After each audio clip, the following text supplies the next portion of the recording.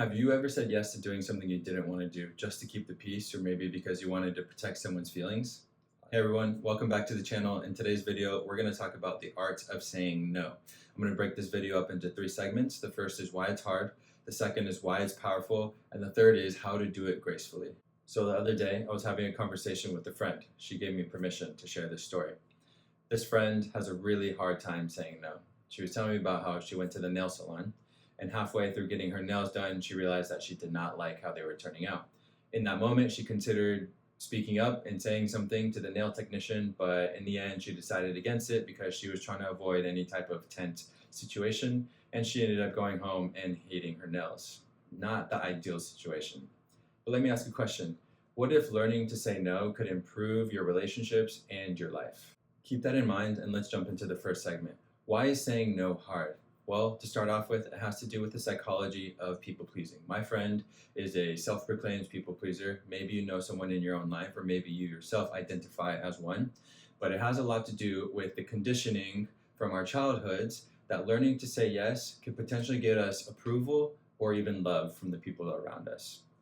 It also has to do with societal pressures, especially for women or individuals who are expected to adhere to other people's expectations and to avoid conflict. Continuing the conversation with my friend, she told me that growing up in a Mexican-American household was a little bit challenging because her parents always expected her to say yes, and they got upset when she said no. So you can imagine throughout her entire childhood, she had to learn how to say yes to most things, and that's now manifested into situations like she was in at the nail salon the other day. She told me that it's hard for her to say no because she's afraid of making people feel rejected. She's afraid of creating uncomfortable situations, and her anxiety starts to go through the roof. Okay, so why does this matter? Well, saying yes one too many times could lead to burnout. It could lead to resentment because you're not honoring what you truly desire inside. It can also lead to a lack of self-respect. Imagine all the times that you say yes, you're putting other people's priorities and desires above your own, and that will inevitably lead to your own self-respect going down. So that being said, this is an important topic, and I'd like to thank you for joining me in this video. I'd also like to remind you to like, comment, and subscribe to my channel so that I can continue to make videos like this and help you design a life of purpose. Moving on to the next segment, let's talk about why saying no is powerful. Well, to start off with, there are multiple benefits. The first benefit is that you're protecting your time and energy. Imagine that you're saying yes to all these people when you actually don't want to. That could be time and energy spent doing things that you actually want to do. In addition to protecting your time and energy, you're also building confidence and self-respect. Think about it. If you are saying no to others, you're giving yourself the time and space to prioritize yourself and to do what it is that you need to do. Lastly, and going a little bit deeper, you're also strengthening your relationships by fostering honest communication. Think about it. If you're saying yes to someone and you actually don't want to say yes, are you being completely honest with them? No. So by saying no, you're being honest with yourself, you're being honest with that person, and you can build a stronger relationship through that honesty. My personal perspective and why I value saying no as a skill so much in my life is because it's all about self-preservation and respect for me. By saying no to other people, I'm prioritizing myself, I'm dedicating time and energy to things that I feel matter, and my life is going to benefit as a result of it. Think about it this way. A well-framed no is actually kind. So what ended up happening with my friend? Well, she had the idea to go back, but she was a little nervous to do so. A friend and I convinced her to go back, and we gave her some tips on what she could say to the nail technicians. So she went back, she told them what she wanted, they ended up doing her nails for her, and then they didn't even charge her, which ended up being an amazing situation for her. This ended up being so great for her because it was a learning opportunity. She actually got to practice saying no. She got to practice speaking up for herself, and the result was nothing like she expected. The people at the nail salon were very kind to her, and she walked away very happy. Let's look at it from a different angle. Let me give you a metaphor. Everyone has a bank account, and in that bank account is money. Every time you withdraw from that bank account, you usually have to figure out how you're going to replenish that money, or if you're a little irresponsible, you're going to have to be waiting to your next paycheck. Not an ideal situation. Now let's imagine you have another bank account, but inside this bank account is your time and energy. And let's say that anytime you say yes, that is a withdrawal from that bank account. So imagine you're saying yes and yes and yes, and you're just taking out the time and energy from that account until it's almost depleted.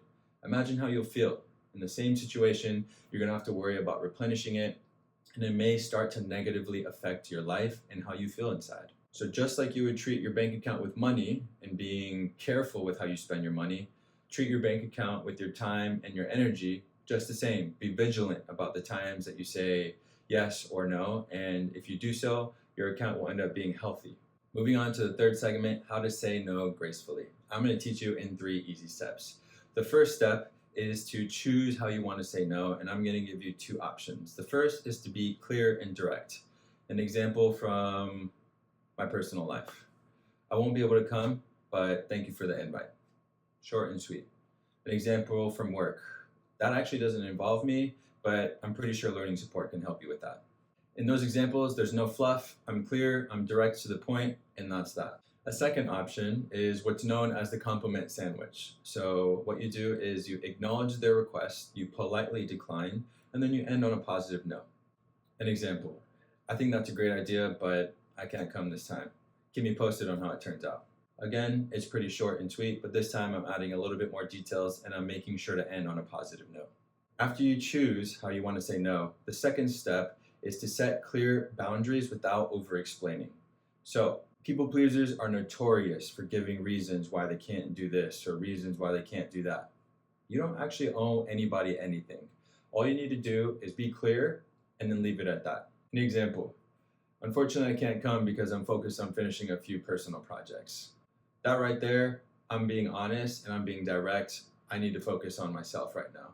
And ideally, someone that's reaching out to you will respect that and the conversation will end right there. So, after choosing how to say no, and after setting clear boundaries without over-explaining, the last step in saying no gracefully is to practice, practice, practice. And the great thing about this is that you can do so in a low stakes environment. Reach out to friends, reach out to family, explain to them that you're trying to develop this skill of saying no, and that the next time they potentially ask you to do something, you could say no, and then just watch what happens. You might be surprised at how your friends and family support you and what their response might be. Now let's talk about common misconceptions and a mindset shift. There's this fear that by saying no to someone, you're rejecting them, but that's completely false. Everyone has their own limits. And by saying no to somebody, you're not rejecting somebody, you're instead being open and honest about your limits. Here on this channel, a major theme is self-respect. By saying no to someone else, you're actually saying yes to yourself. And don't let anyone ever tell you that that's wrong. So to conclude, saying no is a skill and it takes practice, practice, practice. You're not going to get good at this overnight. It's a skill that you have to develop over time, but it's definitely worthwhile to develop the skill. And I promise you that if you do develop it, you will see your relationships and your life change. Remember, clear is kind. I would love to know, what's one situation where you found it hard to say no? Let me know in the comments and I'll drop you a line. If you found this video useful, please don't forget to hit that like button, subscribe to the channel, and maybe share this video with someone who needs to hear it. Thank you for watching, and I'll see you next time.